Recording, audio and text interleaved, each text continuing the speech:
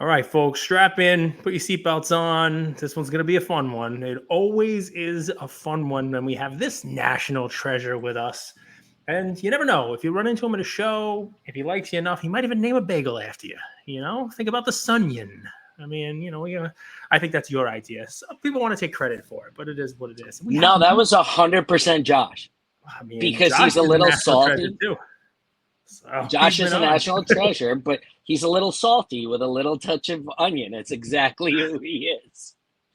Yes, but no sun at all. You combine them and you hear the word sun. No, He's not sunny. He's rainy. no, yes, He's very rainy. That's the only way yeah. you can get sun out of Josh is when you mix salt and onion. It becomes a sunyon. You gotta love it. Well, listen, here's the fun one, right? I gotta tell you, back from national, I can't believe that you are even awake. I would imagine you probably did 14 miles on your step tracker. I saw you a couple times, and I mean, there are people who work. You work the national. Are you all I right? I Are you really recovered? I really appreciate it. It took me a week. It took me a full week to recover. But it's a lot, and I gotta tell you, every like I was go. This was year three, Hmm. for me. It's funny because you and I met in 21 Yep. at Rosemont. Yep. I set certain goals for myself for this year, and it was to make more time to walk the show for myself. Put a Okay. hat on, walk the show. Do you know what I did not do? Walk I the did show. not do that. Yeah. Yeah, yeah, it's funny. I did the same thing my last day. I have I'll get out there at like 8:30 right when it opens. I don't have to leave till like 12. I'm gonna walk around. I'm gonna look at cards. I end up doing content like, hey Cage, can you come in here and talk about this card? Hey Cage, can we get you for a video? I saw you doing the whatnot video. That's coming out soon. I saw you they asked me I to was. go in the whatnot video. I'm doing that also. I mean, I don't know what the hell they're gonna use. I'm juggling. I mean, like, you never know what the heck they're gonna use. So should be fun. I'm worried about what they're going to use, but I was super appreciative that they grabbed me for it. I mean, they had Um, all kinds of sports equipment around. I mean, I hope they had a football. I did an Uncle Rico. Like I said, I was going to throw this football over those mountains. Like, and then I threw the ball, and some kid, it almost took him out. I mean, I hope they got that on camera. So you yeah, didn't no, get a chance to walk around. You were in the Breakers Pavilion, which I haven't had a we chance to were. talk to too many people in the. What was that like, right? Because I mean, it's. Did you do that on purpose, and if so, why? So we have not been able to get a table in the main room. This is the politics of the show. And I'm going to use a very dear friend Uh who, oh. as an example, no, there's people out there that Ryan, card Mhm. collector too, Yep. who is the trade night, the official trade night Yep. sponsor, doesn't even have a table in the main room, right? Just as an example. And I think it's preposterous that he cannot get a table. I Because of understand we're a seniority. newer company. Yes, like how because of seniority, because of how it works. This year's layout. I'll get to the layout. Let me so the layout's part two of this, but it's very difficult to get a table in the main room. I was trying, I put a big bounty. I was offering $10,000 for a table in Wow. the main room. Because it was important for our company, it's important for our brand, was not able to get one. And I threw a big number out there. I had a couple people who were thinking, unless you're taking my money, I know you're not sure. You know, I was able to get a booth in the Breakers Pavilion last year Mhm. because of it's first right of refusal if you have one. So I built a relationship with them, and the Ripping Wax owns the pavilion, the Yep. Breakers Pavilion.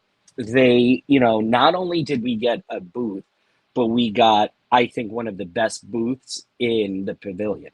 No, it was we great. were You had a good we were spot. one row over from PSA, and it's where the cut through was Yep. for everybody.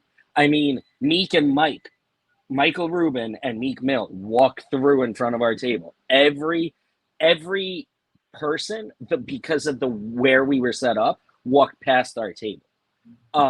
So it was amazing. The location was great. Does he have a podcast? Is this like it's like Mike and Mike? Is it Meek and Mike? Is this so? Meek and Mike. Like If that guy has time for a podcast, I don't know when it is.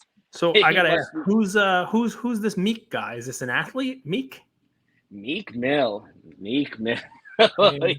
Somebody I should know? Should I ask my children? I think you should ask the kids. Okay. I'm curious if Hudson would know who he is, but I think he may be a little too young. So Meek and Mike walked past because you were the you were the place to walk through. You were kind of cut through, so it worked out good. Yeah. I mean, it could have been dreams, could have been nightmares, could have been dreams and nightmares, but it turned out to be a dream for you. Your location. No, the location was awesome. By the way, just go like this. That's a Meek Mill song. Well, really yeah. I'm old, Cage. I'm not cool. All right, it's tough. So, was it a successful show in the location you had? It was a super successful show for us. So, we had a couple golds at this show. I had a bunch of meetings. I had a bunch of relationship stuff to do. My guys came up with a custom product about a month before the National that we released at the National. It's called Rips boxes.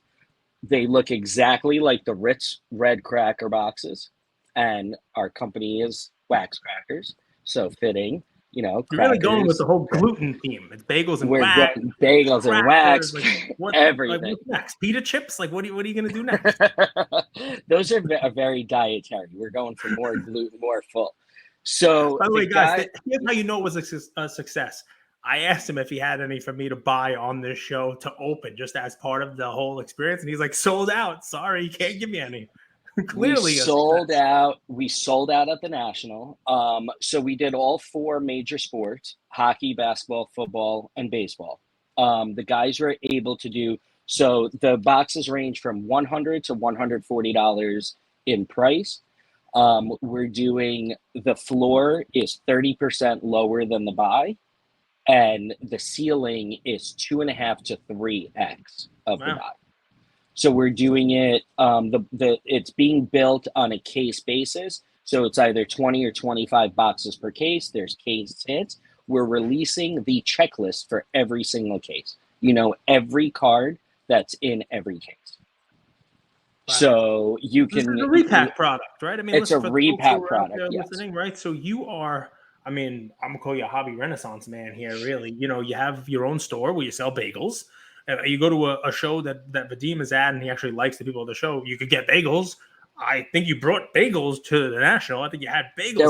There were bagels at the National for New York bagels out at the National. And I mean, I know you break. I know you do breaks. I know you've done that before. I know you do singles, but now you've kind of morphed into this. Is that where we're going? You were a repacker. So we slowed down on breaks last year. There was a massive correction on wax.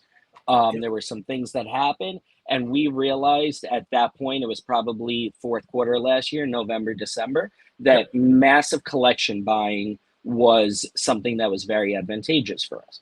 I knew a ton of people who were customers in breaking who were trying to off-sell some of the cards they didn't care about. Mm-hmm. Benny and Jared, who, Garnett Sports and Gotham City Cards, 2 of our guys have been in this hobby for, I believe, 12 to 14 years each. These kids grew up in the hobby. They know a ton of people. So they knew a ton of people that reach out to them. So we were buying collections. We're buying collections, take a lot of the good, take some of the junky stuff. And we were doing very well. We're set up at all the local JPRS shows. We're set up in Babylon with, something in the diamond. Behind the diamond. Yes, behind the diamond. So we're set up at their shows. We're set up everywhere locally. It was super successful. Then, we went on the Nationals prep starting in January. The boys were going very hard on Golden and PWCC in our, price range. Mm-hmm. Which on those platforms usually do under what general comps are for those cards. So anything in the under 500 range, we were able to buy very, very well on those platforms. So, and this was all in prep for the National. The boys worked their asses off for 6 months, buying diligently. And then we realized with the inventory they had, and, Benny and Jared watching a lot of other custom products out there that are higher end, they wanted to give something, super responsible and super value driven to customers. Affordability is something super, I've been talking about affordability for 2 years now and how important it is, for everybody to be able to afford to get in. And, the $100 price range where you're only at most going to lose 30%. Right, you're going to get $70 back on the floor, but you could also get $250 for $100. Yes, and that's a lot more value than the potential of breaks is a very high risk, high reward option. The potential to lose here is a lot smaller. And, it was a success. We've had a ton of breakers that came over, ripped, I had a lot of the bigger breakers shot content on opening them, because they wanted to see. Most of these breakers buy either Hit Parade or they make custom products, but all their stuff is higher end. Nobody's really doing something in this price range and on a mass level. And a lot of them were interested in, buying it to add into their breaks or offer it up to their customers as a lower and more affordable product. It's a really interesting thing. I want to get back to the National and stuff like that, but there are folks who listen to this who are like me. I see my demographic for, people who listen and watch, and repacks. It's a new thing for most people listening and watching this. So I'm going to take a second. Here's where my brain goes when I listen to you, right? And then follow my progression with me. You're smart. I don't know about the folks listening to this. No, I'm just kidding. You guys will follow too. But I consider the hobby very much like a casino nowadays. I really do. And I consider breaking sort of like that high roller slot room that you walk past but never really sit down in. Because, you put $100 into that slot machine, that $100 is gone in 2 spins, right? But if you're lucky, if you happen to sit down at that $100 slot machine, $25 slot machine at the right time, one of those pulls could get you a monster $1,000, $2,000, $3,000 win. And it does happen every now and again. But more likely than not, you do that $25 spin, and what happens is you're going to be very quickly be out of your money. But here's what happens. The casino doesn't just have that one room. It has other rooms and other games to play with, other risk and other, call it rake, right? And I think what winds up happening there is there's that $100 slot, the $25 slot, you name it. If you use it for breaking, right? People don't get nothing in breaks. Something comes out of the bottom of the slot machine. It used to be coins, now it's credit tickets. The difference with cards is that you can't just take that ticket. Like you put your $100 in, you get $60 out of the slot machine and move over to a $60 machine. You have a card, right? What are you going to do with the cards? And I think what I've been saying on the show a bunch of times is that the hobby has to find a way to quickly turn that card into cash, into a ticket for someone to reinsert back into a different machine, into a different game, or into the same game, right? And what's amazing about it is what you're doing is a fun way of keeping that ecosystem going, because what you've done is not only have you created a different slot machine, right? A slot machine with, let's call it, a lower buy-in for people, but also better odds. Like cherries pay, bells and bars pay, right? You're going to get something. But before the person even gets the money to put into your slot machine, what you're doing is you're enabling the person who's playing those high roller slots, when they get their cards out, when they get their RPAs out, when they get the stuff that they don't want, right? They just want money. They want cash to put back into that high roller machine. You're buying those cards, probably at a discount, and putting those good cards that this breaker may not necessarily want into a product for someone else to play. Let's call it the room next to the high roller slots. Call it a value slot room or whatever it is.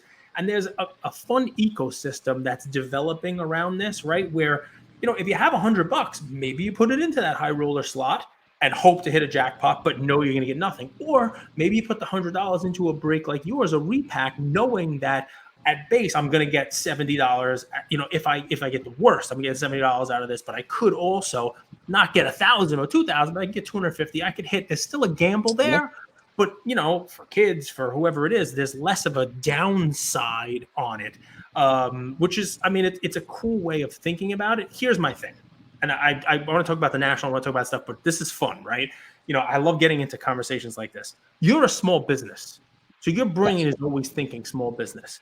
We've seen over the last decade, maybe more, large companies kind of encroach on small business. You and I, we laughed beforehand because I took a sip of my Diet Dr. Pepper and you said, what are you cheating on Coke? That Coke sponsorship's not going to come. Well, I'll take a sponsorship from Dr. Pepper. I think it's Dr. Pepper Keurig. I'm not a coffee drinker, but I think it's the same. It's Keurig Gones. They're big boy. Yep. Then Snapple. Yeah, a whole bunch of fun stuff in there, right? So, but I said to you, hey, I order, like, I'm so lazy. I have Uber Eats, like, bring me soda bottles from like the grocery store.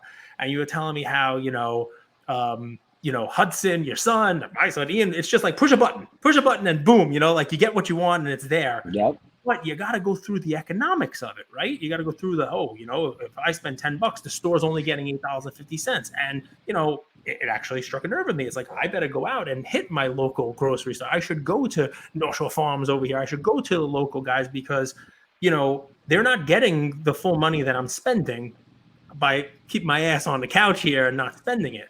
Right. So now that I've summarized what you said, how long can you keep doing what you're doing? Can repackers keep doing what you're doing? Because if Fanatics has come in and we all assume that they're going to right price breaking, distributors are worried and we're going to go direct to consumers.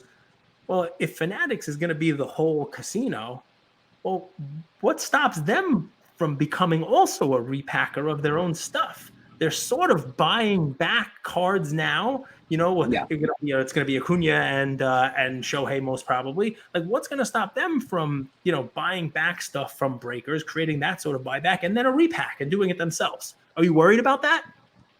So I'll tell you something that I saw at National and going into National. And I like what Fanatics is doing on a certain level. I'm going to criticize a little bit their app, the Fanatics Live. First of all, the app was definitely rushed.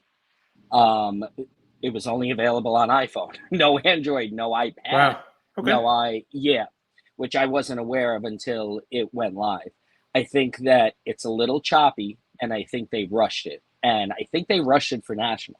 And I understand the mentality there. However, I've also learned from experience, it's better to push something and perfect it than rush things out. Correct. I also noticed, and in conversations, I know a few people in the hobby, and in conversations with a lot of friends, very, very big end companies, breakers, LCSs and such, where I thought they would have no choice and would only have to break on Fanatics and break the Fanatics product. Yep. I'm not seeing that happen as quickly as I thought it was going to. So, a lot of people have had issues with Whatnot. A lot of people have issues with Drip or Loop. Everybody has certain issues, certain things they like and don't like about certain apps. Being that Whatnot is the biggest in the game right now, platform-wise, of course, everybody has found more issues or complained about them more. It's like, the same argument with the loaded boxes or this or that. When you have the biggest amount of activity, you're going to have the bigger amount of issues because it's just a volume game, right? So I don't think Whatnot's going away anytime soon. And I don't think they're going to be as affected as quickly as I thought they were going to be. So to that point, even if Fanatics does come up with something, right? Mm-hmm. I don't think it's an end all. And I don't think it's going to be an end all. So the repacking, we're not first. We're not last. We're just doing it our way. Yep. What happened last year, and back to the wax, and why we're not breaking and stuff like that. margins shrunk on wax overall. The Yep. prices went down. The buyers, especially when auctions are run at $1, tend to go a lot less unless there's a super chase. Like the I will tell you there, and I predicted this last year. I predicted 30% of breakers were going to go out of business or be bought, and a lot happened. And a lot were affected, and a lot of scamming and a lot of bad things happened because people's wallets really, really got hit hard because they were making money. In fact, they were losing a lot of money. So what a lot of breakers started doing is adding the repacks. And why? And I'm going to go a little bit on the back end of this. And, Sure. this is just transparency for everybody that doesn't understand. Where people were able to make, let's say, 30% to 40% on some box breaks, right? They weren't making anymore. In fact, they were losing. Some of them were losing 10 to 20% on some of their breaks, if not more. I've seen breaks lose 50%. With a Wow. repack product, you have a margin that you're building in, especially if you're building it yourself, or, a lot of companies have partnered, not with Hit Parade, but they've partnered with a repack product. Right. Well, And you they're know what you're using, buying, you know what you're spending, you know what's going in. Like if you're going to make 100 boxes at $100, it's $10,000, right? You got to make sure that you have at least, you're going to have $10,000 worth of value in it or $9,000 worth of value in it. You're going to have the ones that go up. You're going to have the ones that are, right. most of them are going to be 70, 75%. Some of them are going to be the big hits. So you can bake in the margin for yourself 100%. So there's your margin. And when you add those products with box breaks, if you go on Whatnot or you go, I don't know if it's allowed, I don't think it's allowed on Fanatics Live, but you go on Drip, you go on other. A lot of the breakers are putting in custom products in addition to their box breaks. What it's doing is it's giving them their margin. By the way, for It makes sense. everybody here crying It about makes sense. people All right. Well, listen, making, I spent some time on the repacks with you only because it's not something that we really do a lot of. It's not something we really talk right. about a lot here. So I definitely wanted to go into the repack stuff just because it's Yep. fun. It's fun to talk about. So I asked the same question to everybody here. It's flowers. Like if you give flowers to somebody at the National, who would you give them to? It's basically like somebody you saw doing something the right way. It could be anything. It could be a business you liked. It could be the way they set their booth up. It could be a collector who you saw doing stuff the right way. Literally limitless. Somebody who you want to just kind of give a shout out to. I'm gonna give a bag of coal to somebody. Let me start with that. Oh no! Well, you got to give flowers then. I can't just do coal. Well, I'll start with Who's coal getting and coal? then flowers. Okay. The A lump National of Committee. coal. Wow. The National Oh. Committee. Okay.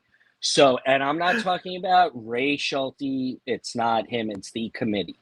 And you know what? The dinosaur level of, first of all, the disorganization of the show, how you have, you have Beckett on one side, PSA, SGC in a triangle around the show that's about a quarter mile away from each other.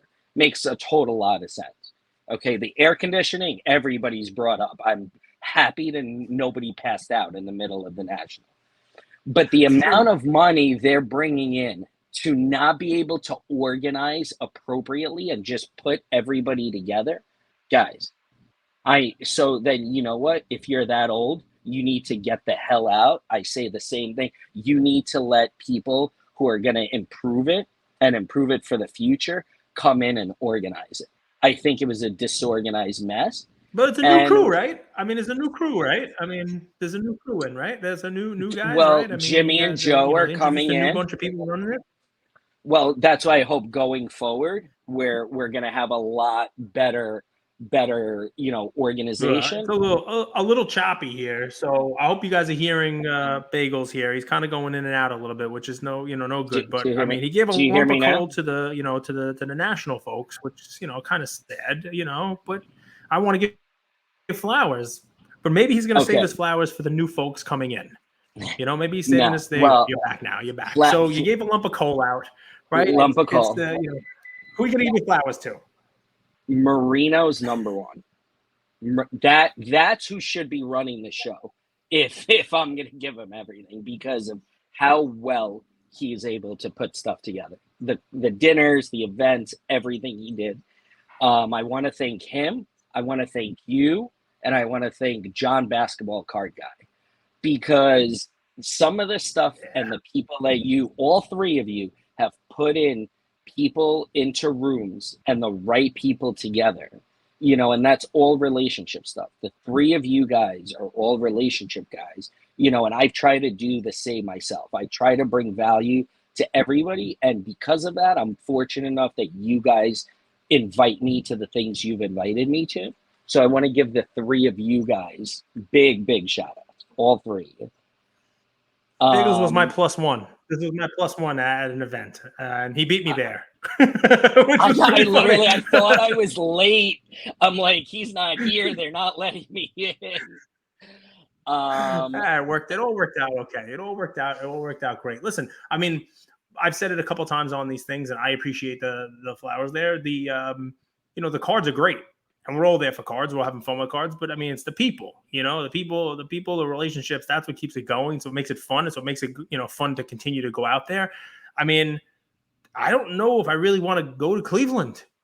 I've never been to Cleveland. I mean, it's going to be a smaller show. The hotels are going to be a pain in the butt. It's going to be like rental cars. There's a lot of like stuff I'm not exactly looking forward to, but I'm going to be there. I want to hang out with everybody. You know what I mean? I want to say hi. I want to look at the cards. Sure. I want to buy some cards. Sure. I want to grade some stuff. But I mean, it's hanging out with the folks. I mean, that is what draws. That's what draws it in. Okay. The Alliance. The Alliance. You can give the Alliance flowers. You want to, and we like to hang out. We go to the National. That group, we did a business during the day. We did a lot at night, and we enjoyed ourselves, and we caught up, and we saw a lot of people. And it's the relationship stuff. I did not buy a single card. I bought Hudson boxes of soccer, and I bought Hudson. He's obsessed with booklets. You didn't pick up any Bob Ross cards? That's amazing. He asked for soccer. It's what the kid wants. That Bob Ross, that's a cool one. $20. You know what cost me $20? One touches 4 booklet cards, Cage. $15 a piece at Ultra Pro. You know what you need to do? Repack of supplies. Supplies went down. One touches went up in price. You gotta go over by by PSA or Beckett. Somebody's got to go there and say, "Listen, someone's coming over with a one touch for their card. They're submitting a book. They're submitting this stuff. What are you doing with the plastics? I mean, I'm so old. They call them plastics. Give them to me. I'll repack them. And then what you do is you sell not a cracker box, maybe not a pita chip bag. I already used that joke. What kind of gluten product? Maybe like a pretzel rod box. And you pay $2, and on the downside, you get a bag of penny sleeves. I have a friend who sells supplies on Whatnot. See, and then on the other side, you get like a booklet. You get like a bookcase. That's a $20 case. Boom, repack the used supplies. 100%. It should be done. Let's Hit go. Parade. I think Hit Parade must buy them because they one touch most of their cards for their boxes. They must buy them in mega quantities. So we got the flowers. We even got a little lump of coal over there, which is good. I might have to have those guys on to respond to you. You've been to 3 nationals, including now 2 in Chicago. You've seen changes, I'm certain. Changes for the better, changes for the worse? It was so big this year. But I think the way it was spaced was good for traffic reasons. I think we're growing in the right direction. I have a funny feeling, and I have faith. I know Jimmy. I know Joe. I have faith going forward. The call was to the guys that are on their way out. But I also did Fanatics not acquire a show just now? Didn't they acquire Mint or no? They acquired an event company. An event company, and I think they partnered with IMG, and IMG is the company that did put on Mint. Yeah. So I don't know whether that means that they'll be involved in Mint. I don't know whether they're going to do a Mint type of thing, like a different Mint, a new Mint. But they obviously are breaking into the event space, and they've partnered up with IMG, who, they did a great job with Mint. I mean, Blake and Lauren and the crew that I worked with this past year at Mint. I mean, if they do take on Mint, that's a good one. I'm sure that's something they're exploring, the event space. I'm sure that they're, talking to show organizers. And, it's just another, space that they'll be in the hobby. But it's a big show. You don't think too big? I think it was very big. I think it was very big. But again, who are you chopping out? There's so many people trying to chop the old vintage guys out because it's like, to them, they think that they're taking up space that's unnecessary. If they're paying for their own table, let them have their table, is how I look at it. The guys that I don't like is the guys that are selling, and subletting their You're not supposed to do that. And nobody can. I heard somebody was offering $10,000 for one. Makes it hard to say no. Yeah, well, 100%. But I'm also not booting them out. Set up, take a showcase with me, But the guys that don't even offer the opportunity and are never in the room, they shouldn't. It should give other guys an opportunity to get in. Getting into the main. Cleveland's going to be interesting because there's less floor space. And I thought it was more. I'm wrong about that, huh?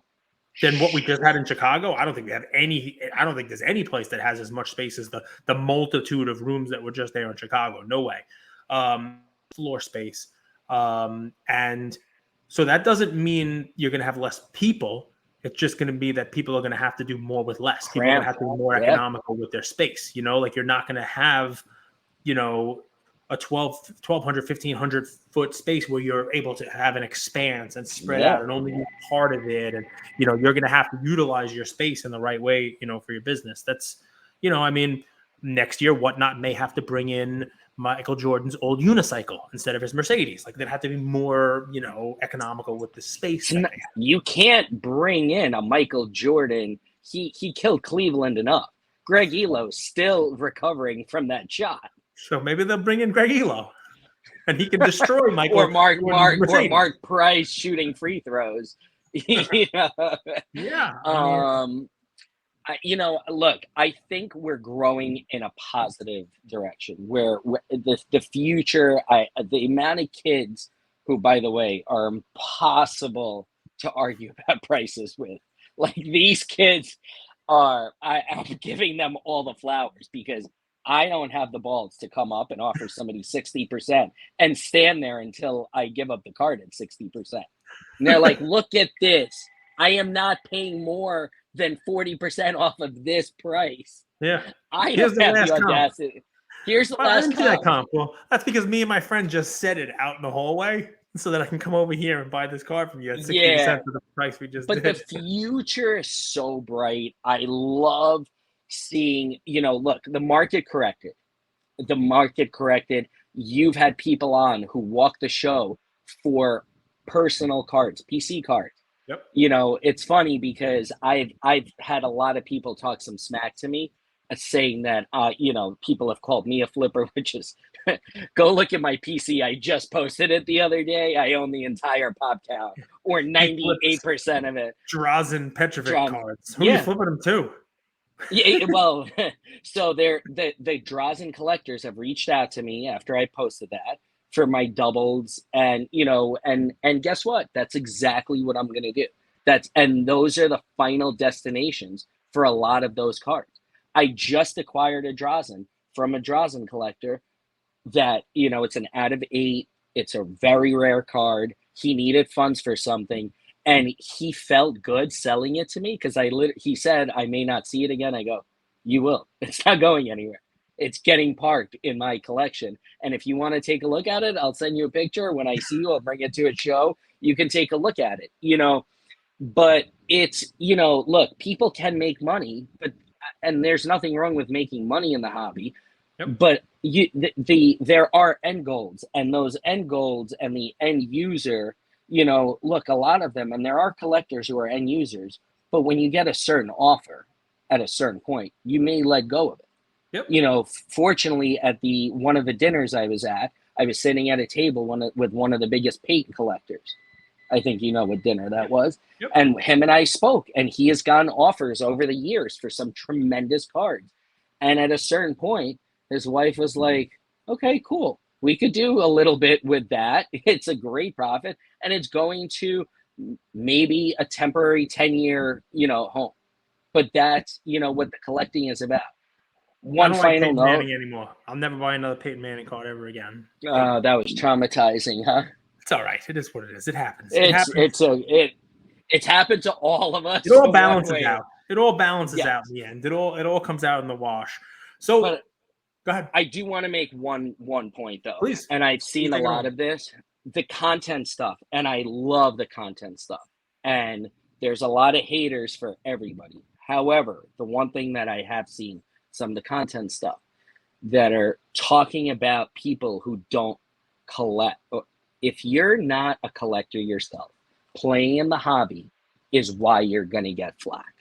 Yep. I'm a collector, and there's a lot of collectors, but there's a lot of content creators that don't actually collect and then wonder why they're getting hate. Well, you're gonna have to take it with the profits that you're taking. Yep. To learn how to take it on the chin if you're able to monetize in an industry.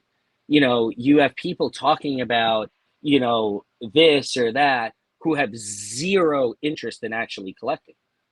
I mean, I think what it And comes that's a down to, right? The hobby's full of gatekeepers, and in some regard, it's a good thing, right? I mean, listen, I don't begrudge anybody their content, their money, you name it. I mean, if somebody wants to be able to become a breaker or set up at a table and they've never done it before, who am I to tell them not to do it? They can set up, they can break, they can do whatever they want, right? I mean, if you want to go out and take that gamble, go ahead. People want to make content, go ahead. But I think what you're saying is the content becomes more authentic.